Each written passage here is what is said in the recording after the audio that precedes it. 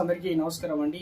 ఈ వీడియో చాలా మందికి అయితే ఉపయోగపడుతుంది అనమాట. ముఖ్యంగా 50,000 రూపాయలు అప్పు అనేది ఇవ్వడం జరిగింది. అప్పు తీసుకున్న వారు 2 కుటుంబాలలో ముఖ్యంగా ప్రాణాల్లో విషాద ఛాయలు అలుపుకున్నాయి అనమాట. సో ఆ వివరాలు ఏంటనేది మనం వీడియోలో తెలుసుకుందాం. సంఘటన ఎలా జరిగింది ఏంటి అనేది. కేవలం 50,000 అంటే చాలా చిన్నది అమౌంట్ అని అనుకోవచ్చు. ఎందుకంటే ముఖ్యంగా కొంతమంది పెద్ద అమౌంట్ అంటే ప్రాణాల కంటే విలువైనది ఏదైతే కాదు. కానీ ఇక్కడ జరిగింది ఏందని చూసుకున్నట్లయితే పల్నాడు జిల్లా సత్తెనపల్లి మండలంలో అంటే ఆంధ్రప్రదేశ్లో పనిదా గ్రామంలో చోటు చేసుకున్నమాట. పోలీసులు స్థానిక కథనం ప్రకారం ఆ గ్రామానికి చెందిన రంగనాథం శ్రీనివాస్ కిరాణా దుకాణం అయితే నిర్వహణ అయితే ఉండేదన్నమాట. సో ఇక దాంతోపాటు అదే గ్రామానికి చెందినటువంటి వెంకటేశ్వర్లకు ఏడాది క్రితం అప్పు 50,000 రూపాయలు ఇవ్వడం అయితే జరిగింది. అయితే తిరిగి చెల్లించాలని అడిగినప్పుడు పలుసార్లు వీరి మధ్య వాగ్వాదం చోటు చేసుకుందనమాట.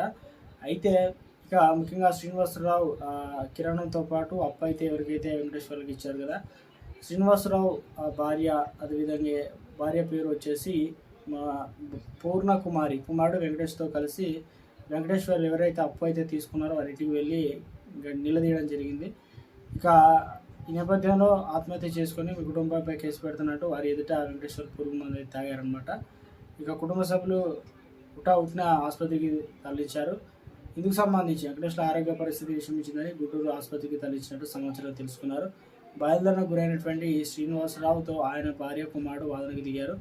ఆయన చేసిన అనవసరమైనటువంటి పనులకు ఈ దుస్థితి నెలకొందని చెప్పేసి వాదించారు. సో నన్నే తప్పుపడతారా అని చెప్పేసి వెంకటేశ్వర్లు ఏం చేశారు, సో ఇప్పుడు ఆ విధంగా చేస్తారు కాబట్టి తాను కూడా శ్రీనివాసరావు చచ్చిపోతానంటూ హడావిడిగా ఇంటికి వచ్చి పురుగుల మంది తాగారు.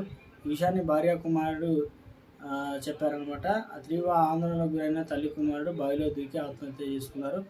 కుమారుడు అదేవిధంగా అతని భార్య చనిపోయారు. బావిలో పడి వెలికి తీయడం జరిగింది. అప్పిచ్చినటువంటి శ్రీనివాసరావు వెంకటేశ్వర పరిస్థితి ఆరోగ్యంగా ఉంది. అదేవిధంగా ఇతర పరిస్థితి అయితే తీవ్ర దారుణంగా అయితే ఉంది.